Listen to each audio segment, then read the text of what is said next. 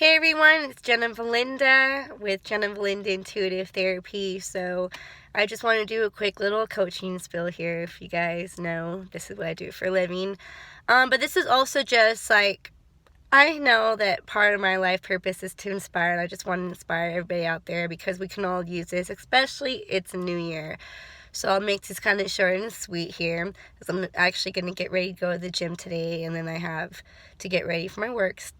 But quickly, so I just get these messages. So take it as it resonates. This is from whenever you watch it. Maybe this is a message for somebody else out here. It's all about making sure that you do what you need to do to make yourself happy. So I'm Christian, so I'm always going to put my trust first and foremost in God. That's just me, okay? But it's also about making sure that you make yourself happy. I think one of the greatest things that I learned last year in 2019, somebody's car alarm, you guys. This is an alarm. This is like an alarm. Take it as a sign. This is like something that I feel that somebody out there really needs, or this is like flashing red light that this is exactly what is meant to be. I'm just going to take it as that. But definitely someone needs to get their car alarm checked out. But it's all about, what I was going to say was that one of the things I learned really last year in 2019 was how to make sure I take my power back. And there's a difference between being someone who is like a power hungry person versus power as in just self-love, and realizing, you know what, this isn't in alignment with my life. This isn't in alignment with who I am. And that can really mean like a lot of things. Like, I had to make a lot of hard decisions last year, kind of like on the spur of the moment, that honestly I wouldn't want to have to make, but when it was presented, I didn't really have a choice but to. And you realize that you are a powerful being, that you are this beautiful soul that has so much more. And a lot of times we always go looking for answers outside of us, when really we have all the answers we need within us. And it's important to really remember that. And when I left 2019, I was like, okay, with everything I had gone through, even, with the year before that of having to say goodbye to my brother, I realized that, wow, I am a more powerful being, and it was just more about stepping in my power. I had to make these life-changing, quick decisions, like on the spur. It's like, okay, what is and what will be, and you have to step in that role fearlessly, and you just can't look back. And so that's something that I'm really taking this year into 2020. This has been by far the best year of my life, probably, at least in a long time, or like the best new year. And partially why is because I'm at that point in my life where I don't sit around and wait no more for something. I'm doing everything I possibly can with myself and every opportunity I have, and I take advantage and utilize it, as well as I also had just been through so much. You kind of just realize after a while, you know what, there's nothing more to fear. But I think it's a little bit due with age too, and I know a huge part of it was me becoming sober. 202 days today, you guys. And that is a major thing in itself, and that was one of the decisions that I was talking about last year. And I've been really on top of I'm like, okay, it's a new year, it's a new decade, I'm going to totally get on my goals here. I'm not kidding. Like, I'm going to be donating blood tomorrow. I've been having to prep all week for this. I make sure that I am totally hydrated and ready to do this because I've never done it before, so I'm a little nervous. But that's something I've always wanted to do. Like, I was like, all right, when I see something, I'm on it. I'm not going to be like, oh, let me think about it. Let me come back. Like, let me procrastinate some more. Obviously, there are certain decisions, if you are given a chance to ponder them over, I would definitely do so. Like, if you're looking into switching careers or marrying somebody or buying a house, those are a little bit more different. But like, sometimes when you have a decision where you have to leave a very toxic situation and you have the opportunity to do so, you pretty much have to make a decision like right there. Or when I had to put my cat down, that was really hard last year for me to do it.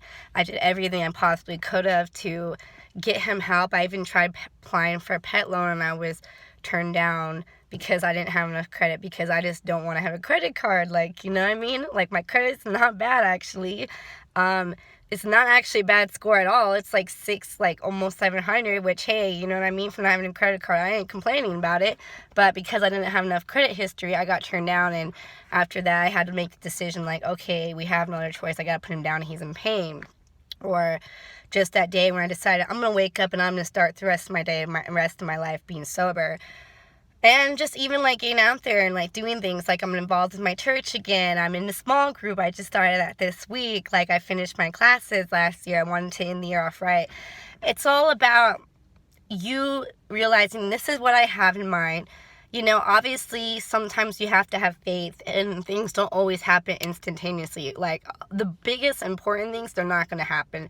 But if you just put your mind to it and you set your sights on it and you realize I'm not going to let nothing get in the way with me, I'm not going to let toxic people bring me down, I'm not going to let the fact that I don't have enough love in my life, I'm just saying this hypothetically, or anything, I'm not going to let it affect me no more. Like, I used to be the type of person, oh my gosh, probably a decade ago, where I would let every little thing get the best of me, and I would let my family circumstances just really dictate me not going as far as I should have been going in my life. And now it's like you can't do that. You have to come to peace with that, and you have to be like, hey, you know what? If I'm not getting what I want or deserve from a situation, then I'm going to make sure that I need to do what I have to do to take the steps necessary to get that. If that means you have to go to therapy, or you have to cut somebody loose, or you have to set boundaries. These are all things that I think that are very important. And, you know, relationships are a totally complex, dynamic thing. But this is something that I'm really going to carry within myself for 2020 and within this new decade. And I think that this is huge because it's made a lot of difference in my life. Like, I'm like, this is it. I'm serious. I'm going to be those people, like, you know, where, like, couples are like, we're going to get married in this many years. We're going to have kids in this many years. I'm not going to, you know, obviously things like that. Sometimes God has a little bit different timetable, but you get what I'm talking about. It's all about, this is what I want. I want to have my own place, like completely my own place, like, you know, by like April. Okay, I'm going to do that. I'm going to be moving into the city that I want to do by April. Great, because I don't want to spend the rest of my life where I live at, you know. And I'm going to be traveling more this year. Great. I'm going to go get my driver's license next week, you know, my new real ID. I'm not kidding. It's all about just really going after that and sticking with it. And not allowing ourselves to keep receiving the crumbs. Like, you know, if something is not working out, don't keep, I can't even, like, reiterate this, because this isn't just something I deal with. I have clients that do this too, and I was in the same thing. There comes a point where you have to be like, is this something I could continue putting on, like, a unknown time scale for however much longer? Or is this something that maybe, like, I can take different action to find it? Like, you know, I used to wait around for years for, like, somebody that, you know, I was really in love with to recognize that and come back to me, and it didn't happen, okay? And usually that always happens when you're, like, going out there and doing your own thing. And if that did, I'm going to tell them, you know what? Thank you, but no thank you, because I don't want to be with somebody like that no more. It's all about recognizing, you know what? I don't need that. I loved you, but I don't deserve that. And if somebody's really meant for you, then they will work their tail off to come back to you, and they will do the changes. It's all about making sure that you, as a person, keep yourself healthy, mind, body, and soul, no matter what. Do what you have to do. If that means you have to take luxurious baths, or you have to give yourself a grooming appointment, or going out there and doing some spirituality stuff, or whatever. Always make sure to keep this the most important thing, because we are the people that we get to be with the rest of our lives, and it is us that we start the day with and end the day with. And always make sure that you don't let the outer circumstances change your inner world. And remember at the same time that you already have everything that you have inside of you to possess the life that you want outside of you. So, okay, yeah, that was like a totally whole bunch of random stuff. I know somebody got something out there. If you guys like this kind of thing, or even are interested in having a coaching session with me, go ahead, follow me on my business Instagram. at Jenna_intuitive therapy, and you can check out all the information on how to book a coaching session in my bio section. Anyways, have a great Friday.